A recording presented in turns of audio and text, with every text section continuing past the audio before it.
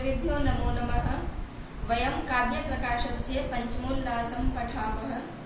पञ्चमोल्लासे गुणीभूतव्यङ्ग्यस्य 8 भेदाः सन्ति। तेषाम् अध्ययनम् अभूत्।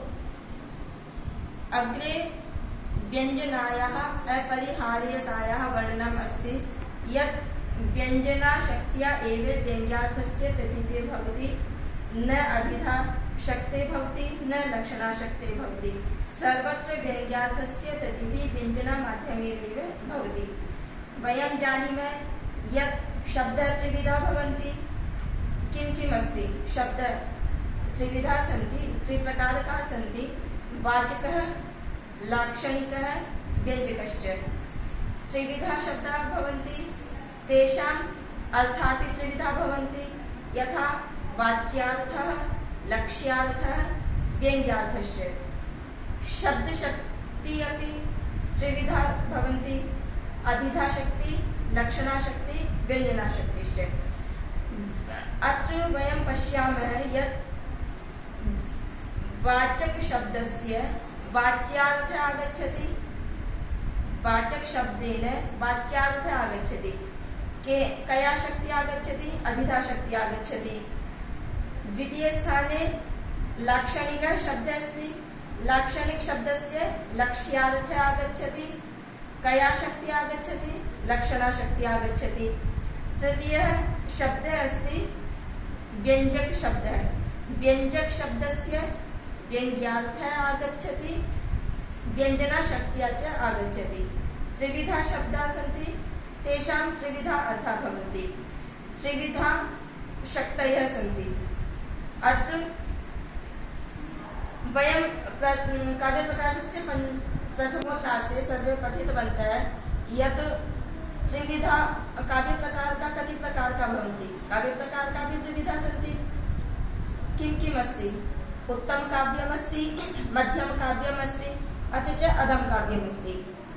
उत्तम काव्ये अथ च मध्यम काव्ये गुणीभूत व्यङ्ग्ये किं भवति? व्यङ्ग्यार्थः भवति, अर्थात् व्यङ्ग्यार्थः कार्यं करोति।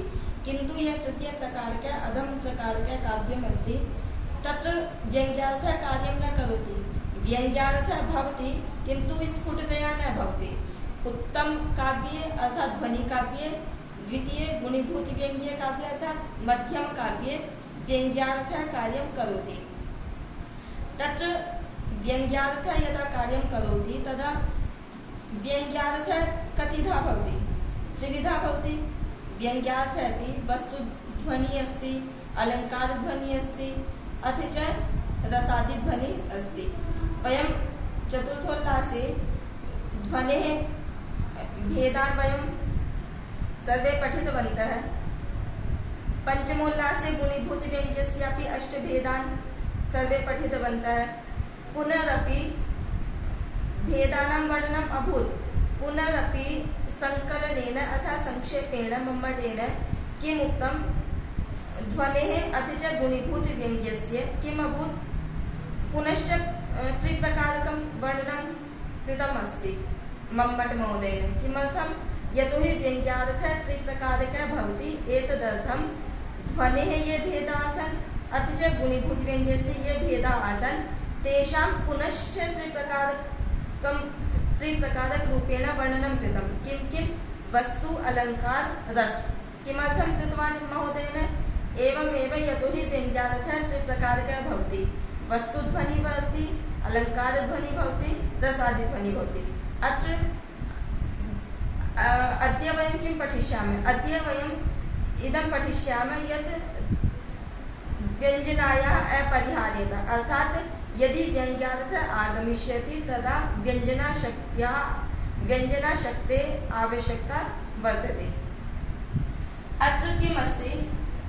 अद्य अस्ति व्यञ्जनायाः अपरिहार्यता, अर्थात् व्यञ्जनाशक्ति शब्दशक्ति अस्ति, तृतीया शब्दशक्ति अस्ति, यया शक्त्या व्यङ्ग्यार्थः आगच्छति। अपरिहार्यता किम् अस्ति? यस्य परिहरणं न भवेत्, यस्य न परिहार्यता अपरिहार्य। परिहार्यता किं भवति? परिहार्यता अर्थात् त्यजनं। व्यञ्जनाशक्तेः कदापि त्यागः न करणीयः। एतदर्थं यस्य त्यागः न भवति स भवति अपरिहार्यता। परिहार्यता एव नास्ति, त्यागः अस्ति एव न। व्यञ्जनाशक्ते व्यञ्जनाशक्ते परिहार्यता नास्ति, त्यागः नास्ति। एतदर्थं वयं वदामः व्यञ्जनायाः अर्थात् व्यञ्जनाशक्तेः अपरिहार्यता। अग्रे पञ्चमोल्लासे सर्वत्र शेषभागे व्यञ्जनायाः एव चर्चा भविष्यति। किमस्ति संकलनेन पुनः अस्य ध्वनिः त्रयो भेदः व्यङ्ग्यस्य त्रिरूपत्वात्। अर्थात् पुनः अर्थात् पुनश्च। पुनः शब्दस्य प्रयोगं किमर्थं कृतवान्? एवं कृतवान् महोदयेन यतोहि ध्वनिरस्ति अर्थात् उत्तमकाव्यमस्ति। उत्तम काव्यस्य भेदानां वर्णनं कुत्र कृतवान् महोदय? मम्मट महोदय चतुर्थोल्लासे कृतवान्। अपि च गुणीभूतव्यङ्ग्यस्य ये अष्टभेदान् अधुनैव वयं पठामः स्म। तर्हि भेदानां वर्णनम् अभूत्। पुनरपि ध्वनेः अत्र ध्वनेः इत्यस्य अभिप्रायः केवलम् एवं नास्ति उत्तमकाव्यस्य। अत्र ध्वनेः उत्तमकाव्यस्यापि अथ च गुणीभूतव्यङ्ग्यस्यापि भेदानां वर्णनम् अभूत्। पुनरपि ध्वनेः अर्थात् उत्तमकाव्यस्य अथ च गुणीभूतव्यङ्ग्यस्य संकलनेन अर्थात् संक्षेपेण त्रयो भेदा सन्ति। किमर्थं सन्ति त्रयः भेदा? यतोहि व्यङ्ग्यस्य त्रिरूपत्वात्। यतोहि व्यङ्ग्यार्थः त्रिप्रकारकः भवति। व्यङ्ग्यार्थः त्रिप्रकारकः किम् अस्ति? वस्तुध्वनिः अस्ति, अलङ्कारध्वनिः अस्ति, अथ च रसध्वनिः अस्ति।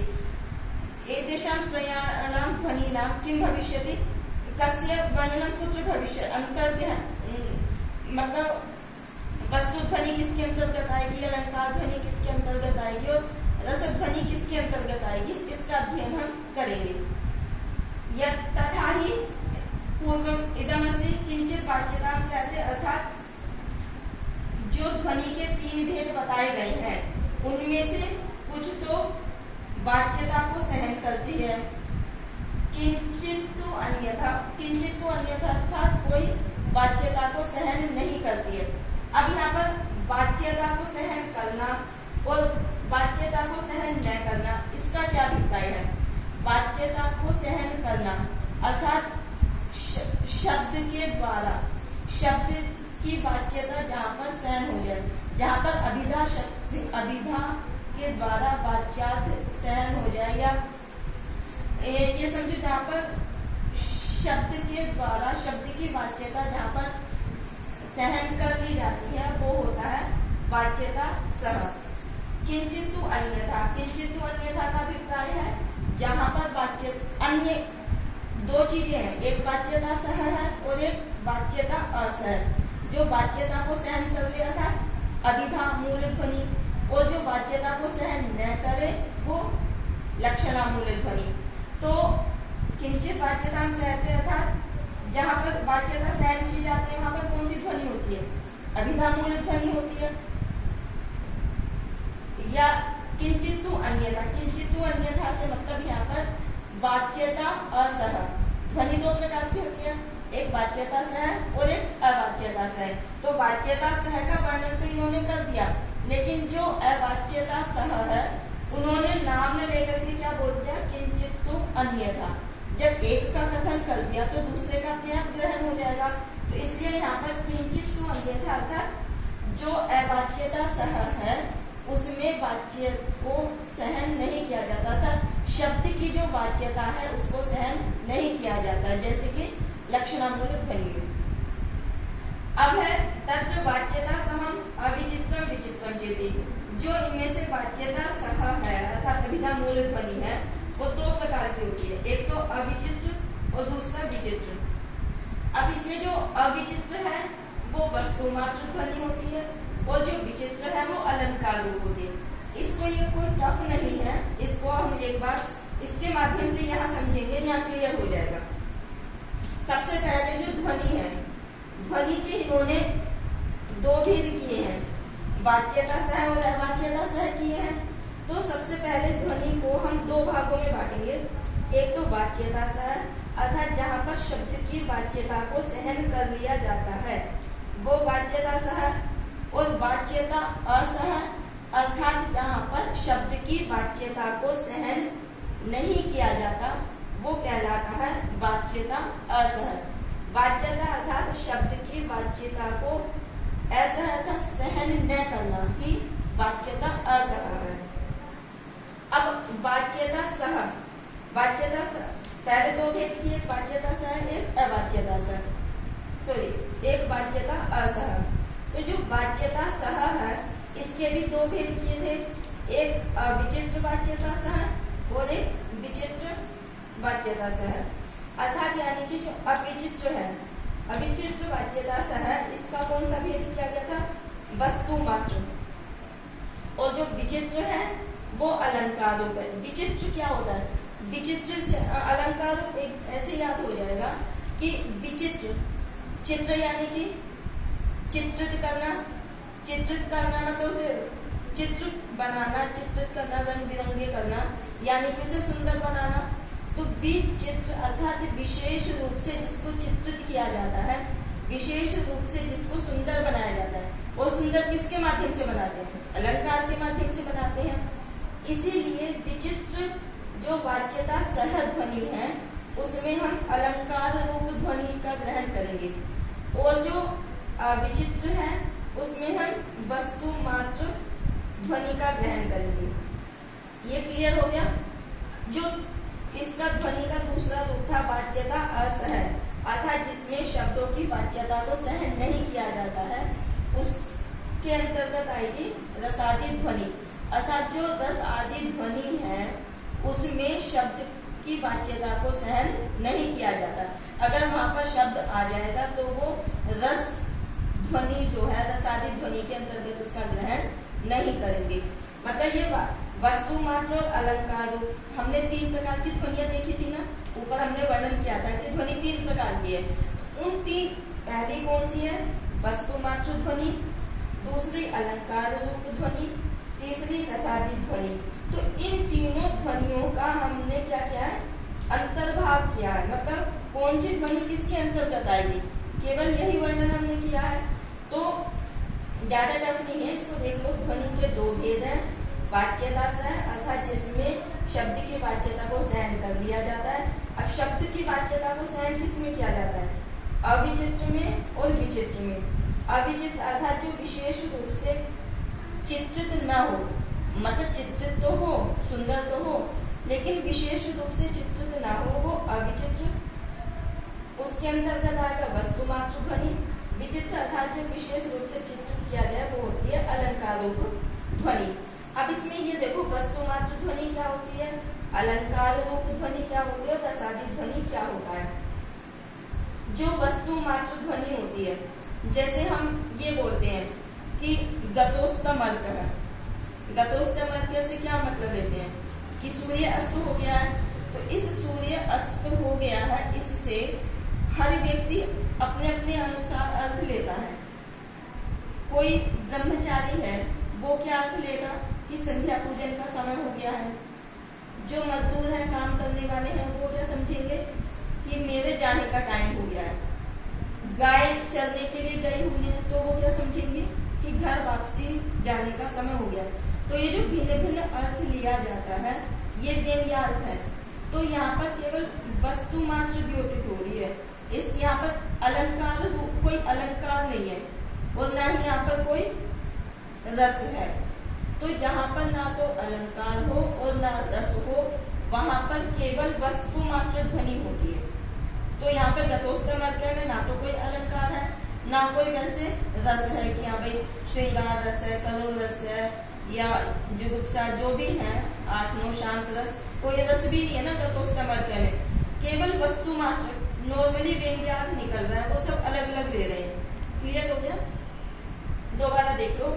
वस्तु मात्र ध्वनि हम उसे बोलते हैं जहां पर ना तो कोई अलंकार होता है और ना ही कोई रस होता है। कैसे? एग्जाम्पल के रूप में हमने लिया गतोस्तमर्कः, अर्थात सूर्य अस्त हो गया है। गतः अस्त मतलब सूर्य अस्त हो गया। सूर्य अस्त हो गया, व्यंग्यार्थ ऐसा तो नहीं होता ना, एक ही होता है। हर व्यक्ति अपनी बुद्धि के अनुसार, अपने परिस्थिति के अनुसार, कार्य के अनुसार एक ही शब्द का, एक ही वाक्य का अलग अलग अर्थ लेगा। हम अगर संध्या का समय होता है तो हम संध्या वंदन करने बैठ जाते हैं, पूजा करने लग जाते हैं संध्या समय में। मजदूर जो होते हैं वो घर की काम खत्म करने का कि अब हम काम नहीं करेंगे, सूर्यास्त हो गया अर्थात अब हमारा काम करने का जो टाइम था वो खत्म हो गया है। गाय चरने के लिए गई हुई है तो उनके मालिक गायों को अपने घर में वापस ले जाते हैं। तो ये अलग अलग अर्थ निकल रहा है, व्यंग्य अर्थ तो निकल रहा है, लेकिन इस गतोस्तम अर्थ में कोई भी अलंकार यहाँ पे दिखाई नहीं दे रहा है और ना ही यहाँ पर कोई रस दिखाई दे रहा है कि जैसे हमें कोई श्लोक पढ़े तो वहाँ श्रृंगार रस की अनुभूति होती है या करुण रस की अनुभूति होती है। जैसे उसमें है उत्तरामचरित में हम देखते हैं, उसमें करुण रस की प्रधानता है बहुत ज्यादा, तो वहाँ एकदम प्रतीति होती है। लेकिन गतोस्तम अर्घ में तो किसी भी रस की प्रतीति नहीं होती ना। तो जहाँ पर व्यंग्यार्थ निकलता है लेकिन ना तो कोई अलंकार हो और ना ही कोई रस हो, तो वहाँ पर वस्तु मात्र ध्वनि कही जाती है। तो जो वस्तु मात्र ध्वनि है और दूसरा जो है वाच्यता सह में ही अलंकार रूप ध्वनि है, अर्थात जहाँ पर व्यंजना के द्वारा अलंकार रूप में अलंकार की प्रतीति होती है, व्यंग्यार्थ के रूप में जहाँ पर अलंकार द्योतित होता है वो होता है अलंकार विचित्र ध्वनि। अब ये देखो, अब इसमें हम वाच्यता सह के रूप में हमने क्यों लिया है? वाच्यता सह में, वाच्यता सह मैंने क्या बोला था? वाच्यता सह का मतलब कि जहाँ पर शब्द की वाच्यता को सहन कर लिया जाता है, यानी कि जो वस्तु मात्र ध्वनि है इसमें अगर हम शब्द के माध्यम से उस वस्तु को द्योतित करना चाह रहे हैं तो यहाँ पर इस ध्वनि में कोई बाध्यता नहीं है, इसमें शब्द को सहन कर लिया जाएगा। ऐसे ही अलंकार रूप है, किसी व्यंजना शक्ति के द्वारा हमें अलंकार की प्रतीति हो रही है और वहां पर हमें उपमा या उत्प्रेक्षा शब्द दिया गया है और उस शब्द के द्वारा हमें उसी अलंकार की प्रतीति हो रही है। तो इसका मतलब वहां पर उस जो उत्प्रेक्षा और या उपमा आदि अलंकारों का वर्णन है उस श्लोक में, तो उस श्लोक में वर्णन होने पर भी वो उत्प्रेक्षा उपमा आदि अलंकार जो शब्द हैं उन शब्दों की वाच्यता को सहन किया गया है। तो इसलिए यहाँ पर ये अलंकार रूप वाच्यता सह ध्वनि है। जो अवाच्यता सह असह अर्थात जिसमें शब्दों की वाच्यता को सहन नहीं किया जाता वो है वाच्यता असह। इसके अंतर्गत आता है रसादी ध्वनि।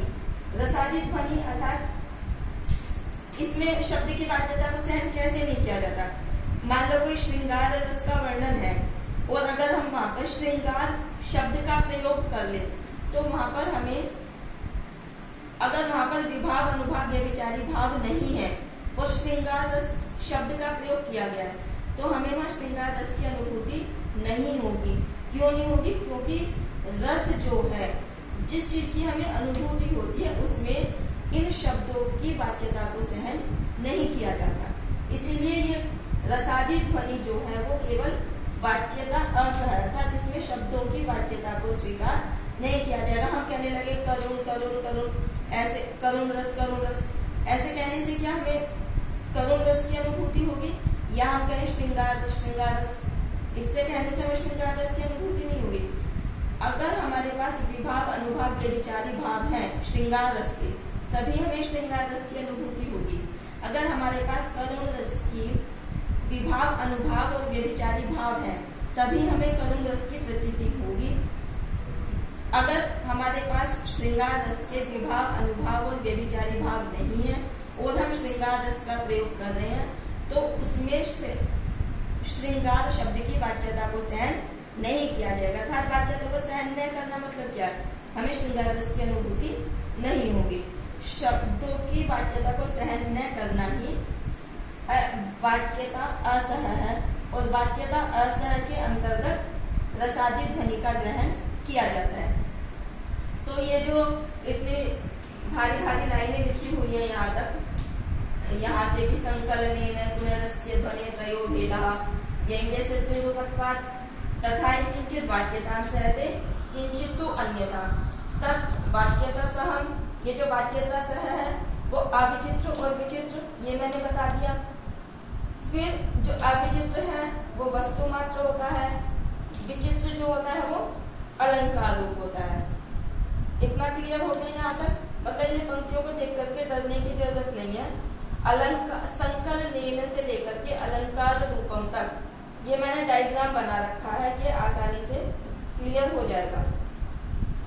इसके बाद है कि यद्यपि प्राधान्येन तद अलंकार्यम तथापि ब्राह्मण श्रवण न्यायेन तथोच्यते। हम इसको समझते हैं पहले कि क्या चीज है ये, कि यद्यपि प्राधान्येन तद अलंकार्यम तथापि ब्राह्मण श्रवण न्यायेन तथोच्यते। इसका मतलब ये है काव्य में दो चीजें होती हैं, एक तो अलंकार्य होता है और एक अलंकार होता है। अलंकार्य किसे कहते हैं? अलंकार्य का मतलब जिसको सजाया जाता है वो अलंकार्य, और जो सजाने के काम आता है वो अलंकार। किसको सजाया जाता है? जैसे शरीर है और हमारे आभूषण है, कुंडल वगैरह है, तो यहाँ पर जो शरीर है, शरीर जो है वो तो अलंकार्य है। जो प्रधान है, मुख्य क्या है? मुख्य हमारा अलंकार है या शरीर है? जिसको सजाया जाता है वो अलंकार्य कहलाता है। और जो सजाता है, जिसको लगाने से पहनने से शोभा बढ़ती है, वो अलंकार कहलाते हैं। जैसे शरीर है, ये अलंकार्य है, इसकी सुंदरता को बढ़ाने के लिए हम क्या पहनते हैं? कुंडल या गले में माला या कुछ भी जो अलंकार धारण करते हैं वो अलंकार कहलाते हैं। दो चीजें हैं, एक अलंकार्य अर्थात जिसकी शोभा बढ़ाई जाती है, एक अलंकार जो शोभा को बढ़ाने वाले होते हैं। तो काव्य में भी दो चीज होती है, एक अलंकार्य होता है और एक अलंकार होता है। हमने ये पढ़ा था कि जो उपमा उत्प्रेक्षा जितने भी ये अलंकार होते हैं, यानी कि ये काव्य का जो मुख्य तत्व होता है वो उसको सजाने वाले होते हैं, उसकी सुंदरता को बढ़ाने वाले। भाई काव्य का जो शरीर है वो क्या है? काव्य का शरीर शब्द और अर्थ है। तो शब्दों की शोभा किससे होती है? शब्द अलंकारों से होती है। और अर्थ की शोभा किससे होती है? अर्थालंकार से होती है। शब्द अलंकार जैसे वक्रोक्ति अलंकार वगैरह है, श्लेष अलंकार है, अनुप्रास अलंकार है, इसके माध्यम से शब्दों की शोभा बढ़ती है। और जो उपमा उत्प्रेक्षा विभावना विशेषोक्ति आदि अलंकार है, ये अर्थालंकार अर्थात इनसे अर्थ की शोभा बढ़ती है, इसलिए ये अर्थालंकार है। वैसे तो ये अलंकार है, लेकिन इसको यहाँ पर ध्यान से समझना कि एक अलंकार्य है, एक अलंकार है। अलंकार्य क्या होता है? मुख्य रस या जिसका आस्वादन किया जाता है। आस्वादन कौन करता है? जो सहृदय लोग हैं, सहृदय लोगों के द्वारा जिस मुख्य रस का आस्वादन किया जाता है वो क्या? अलंकार्य कहलाता है। उस अलंकार्य की शोभा, रस की शोभा किससे? जैसे गुण वगैरह होते हैं, माधुर्य जो भी है रस को बढ़ाने वाले मुख्य रस चीज सहृदयों के द्वारा जो आस्वाद्य होता है, मुख्य रस होता है, वो अलंकार्य कहलाता है। काव्य का जो आत्मा किसको मानते हैं? रस को मानते हैं। और उस रस की प्रतीति किसको होती है? सहृदय लोगों को होती है। तो सहृदय लोगों के द्वारा जो रस आस्वाद्य होता है वो क्या है? वही प्रधान है काव्य में और वही मुख्य है, अर्थात वही अलंकार्य माना जाता है। ये चीज अलग हो गई। दूसरी तरफ जो उपमा आदि अलंकार है वो शोभावर्धक है। उपमा अर्थात अर्थ की शोभा को बढ़ाने वाले अर्थालंकार है। लेकिन भले ही ये अलंकार है, लेकिन यहाँ पर ये बात ध्यान से सुनना आगे की दोनों चीजें अलग अलग लेके चलना। अलंकार उपमा आदि जो है ये वैसे तो अलंकार है, लेकिन अगर कहीं पर ये व्यंजना से प्रतीत होते हैं, व्यंजना के द्वारा उपमादि अलंकार की अगर सहृदयों को प्रतीति होती है, सहृदयों को अगर व्यंजना, भाई व्यंजना शब्द शक्ति से व्यंग्यार्थ की प्रतीति होती है, रस की प्रतीति होती है, अगर उसकी जगह सहृदय लोगों को व्यंजना शक्ति के द्वारा अगर उपमादि अलंकार अलंकारों की प्रतीति होती है तो वो वहां पर अलंकार नहीं कहलाएंगे बल्कि अलंकार्य कहलाएंगे। व्यंजना शक्ति के द्वारा अगर उपमादि अलंकार्य है, उपमादि की प्रतीति हो रही है तो वो वहां पर अलंकार नहीं माने जाएंगे, वो अलंकार्य माने जाएंगे। अर्थात व्यंजना शब्द शक्ति के द्वारा उनकी प्रतीति होने पर वो अलंकार्य कहलाएंगे, अर्थात उनकी प्रतीति किन्हीं और उपकरणों के द्वारा की जाएगी। तो जैसे यहाँ पर ये वैसे तो अलंकार्य है, लेकिन फिर भी अलंकार्य होने पर भी हम अपने संस्कार के वशीभूत होकर के इनको अलंकार बोल देते हैं। कैसे बोलते हैं? ब्राह्मण श्रमण न्याय से। ब्राह्मण श्रमण न्याय क्या होता है? ब्राह्मण श्रमण न्याय ये होता है कि जैसे कोई ब्राह्मण व्यक्ति है लेकिन वो बाद में बौद्ध धर्म में दीक्षित हो जाता है, तो प्रेजेंट टाइम में वो बौद्ध बन गया है, लेकिन वो चूंकि पहले ब्राह्मण था तो इसलिए जो उसके साथ वाले लोग हैं उसको बौद्ध नहीं कहते, श्रमण नहीं बोलते, क्या बोलते हैं? ब्राह्मण ही बोलते हैं। तो इस ब्राह्मण, मान लो हम इससे एग्जांपल ऐसा ले सकते हैं कि कोई फौजी है तो फौज का काम करके रिटायरमेंट लेकर के वो अब आकर के अपना बिजनेस का काम कर रहा है या धर्म प्रचार का काम कर रहा है, तो हम उसको पंडित या बिजनेसमैन नहीं बोलते बल्कि क्या बोलते हैं? फौजी ही बोलते हैं। ब्राह्मण श्रमण न्याय से भी वो पहले ब्राह्मण था लेकिन अब श्रमण धर्म में दीक्षित हो गया है। श्रमण धर्म में दीक्षित होने पर भी हम उसको बौद्ध नहीं बोलते बल्कि ब्राह्मण ही बोलते हैं। ऐसे ही जो उपमा आदि अलंकार है, ये इनका संस्कार अलंकार रूप में होने पर की वजह से जब ये अलंकार्य होते हैं तो अलंकार्य होने पर भी हम इसको क्या बोल देते हैं? अलंकार रूप से, अलंकार शब्द से इसको हम द्योतित करते हैं। क्लियर हो गया ये? इसको यहाँ पर ये है कि यद्यपि प्राधान्येन तद अलंकार्यम, अर्थात यद्यपि प्राधान्येन अर्थात प्रधान रूप से तद अलंकार्यम, तद का मतलब जो व्यंजना शक्ति के द्वारा उपमादि जो है वो अलंकार्य ही है, लेकिन तथापि फिर भी ब्राह्मण श्रमण के न्याय से तथा उच्चते अर्थात अलंकार शब्द के द्वारा ही वो द्योतित किए जाते हैं। अब यहाँ पर देखो रस की बात आ गई कि रस क्या चीज है। रस की प्रतीति में व्यंजना की अनिवार्यता, कि व्यंजना के द्वारा ही रस की प्रतीति होती है। कैसे? यहाँ पर कहा है कि रसादि लक्षणः तु अर्थ स्वप्नेपि न वाच्य, अर्थात स्वप्नेपि न वाच्य का मतलब स्वप्न, हम जब सोते हैं तो स्वप्न लेते हैं, सपने लेते हैं, तो सपने में भी रसादि जो है वो शब्द के द्वारा वाच्य नहीं है। कि श्लोक में वहां पर हम अगर श्रृंगार रस का वर्णन कर रहे हैं तो वहां पर हमें श्रृंगार शब्द का प्रयोग नहीं करना होता, मतलब हम श्रृंगार शब्द का प्रयोग नहीं कर सकते। अगर हम वहां प्रयोग करते हैं तो वो दोष के अंतर्गत उसकी गणना होती है। तो इसमें ये कह रहे हैं कि सही मतलब रसादि लक्षणस्तु अर्थ स्वप्ने भी न वाच्य था। जो यहाँ पर वाच्यता असह का उदाहरण दिया ना, रसादि ध्वनि, तो ये रसादि ध्वनि ही वाच्यता असह अर्थात शब्दों की वाच्यता को सहन नहीं करती है। अर्थात ये जो रसादि लक्षण है का जो अर्थ है वो तो स्वप्न में भी वाच्य नहीं है, अर्थात हम रस को शब्द के माध्यम से कभी भी नहीं कह सकते। सही, अब ये देखो क्यों नहीं कह सकते। सही रसादि शब्देन श्रृंगारादि शब्देन व अभिधीयेत, क्या कि वो जो शब्द है रसादि शब्द के माध्यम से या श्रृंगार आदि शब्द के माध्यम से हम उसका कथन नहीं कर सकते। वाभिधीयते, क्या उसका कथन कर सकते हैं? नहीं कर सकते। नैच अभिधीयते, उसका श्रृंगार रस भाव आदि और रस से श्रृंगार आदि जितने भी रस हैं उनका हम शब्द के माध्यम से कथन नहीं कर सकते। क्यों नहीं कर सकते? अब आगे देखो क्या है तत् प्रयोगे। इसमें दो चीजें हैं, एक तो है रस की प्रतीति किस किस चीज से होती है, रस की अनुभूति किन किन चीजों से होती है। जब हमारे पास विभाव होता है, विभाव दूसरे नंबर का अनुभाव होता है, विभाव, अनुभाव और व्यभिचारी भाव। जब ये तीनों चीजें होती हैं तभी हमें रस की अनुभूति होती है। दूसरी तरफ रस की अनुभूति, रस कौन कौन से होते हैं? श्रृंगार रस होते हैं, करुण रस होते हैं, भय होता है, बहुत सारे होते हैं।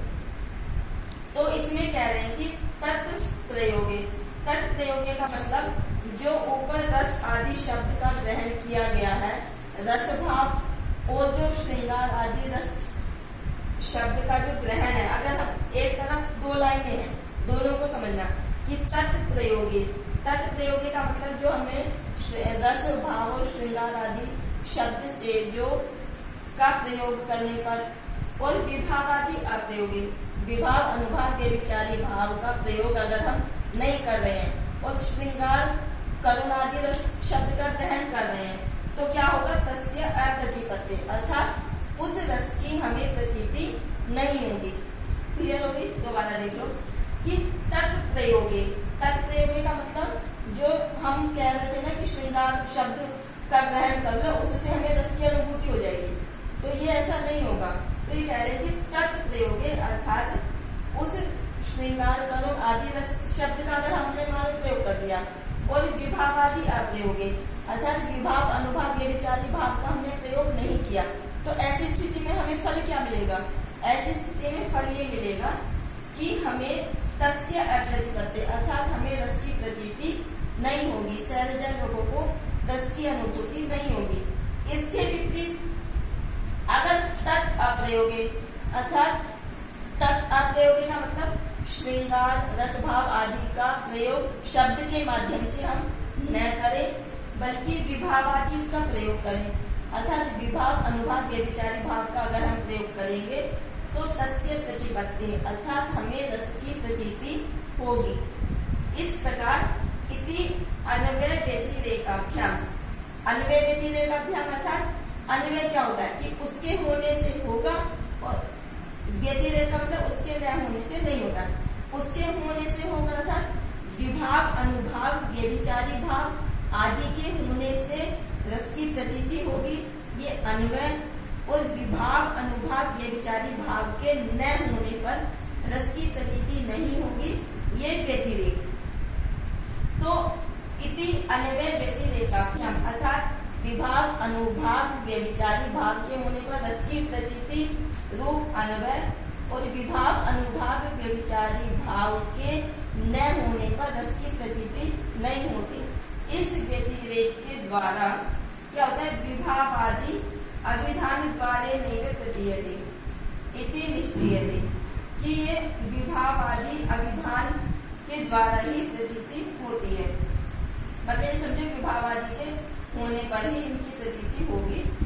तेन असौ व्यंग्य एवं, इसलिए ये जो प्रतीति हमें जो हो रही है ये व्यंग्य के माध्यम से हो रही है, अर्थात व्यंजना शब्द शक्ति के द्वारा ही हो रही है। यहाँ पर अभिधा शब्द शक्ति के द्वारा नहीं है और ना ही यहाँ पर लक्षणा शब्द शक्ति के द्वारा है। लक्षणा शब्द शक्ति के द्वारा इसलिए नहीं है क्योंकि मुख्यार्थ बाधादि अभावात् न पुनर्लक्षणीय, अर्थात जब लक्षणा शब्द शक्ति का प्रयोग करते हैं तो हमें तीन चीजों को ध्यान रखना होता है। क्या क्या? लक्षणा क्या है? मुख्यार्थ बाधे तद योगे रूढ़ितोथ प्रयोजना अन्योथ लक्ष्यते यत्सा लक्षणारोपिता क्रिया, अर्थात जब लक्षणा शब्द शक्ति आती है तो उसके लिए हमें तीन चीजों की जरूरत पड़ती है। सबसे पहले मुख्यार्थ बाद, उस मुख्य अर्थ का अमुख्य अर्थ के साथ संयोग, और तीसरा कि कोई जो प्रयोजन होता है वो रूढ़ि वाला हो या प्रयोजनवती हो। तो इसमें यहाँ पर जो है ये जो हमें रस की प्रतीति हो रही है ये न पुनर्लक्षणीय की लक्षणा शब्द शक्ति के द्वारा भी वो नहीं हो सकता। क्यों नहीं हो सकता? क्योंकि वहाँ पर मुख्यार्थ बाधादि अभावात, कि वहाँ पर मुख्यार्थ बाद आदि का वहाँ पर उपस्थित नहीं है, उनका अभाव होने से भी ये यहाँ पर लक्षणा के द्वारा हम इसकी प्रतीति नहीं कर सकते। आज हमने केवल व्यंजना की अपरिहार्यता पढ़ी है, अब आगे व्यंजना मतलब अभिधा के द्वारा कैसे व्यंजना, फिर लक्षणा, अभिधान्वयवाद, अन्विता विधानवाद, इन सब में व्यंजना की क्या भूमिका है, उन सब का हम अब निरंतर अध्ययन करेंगे आगे।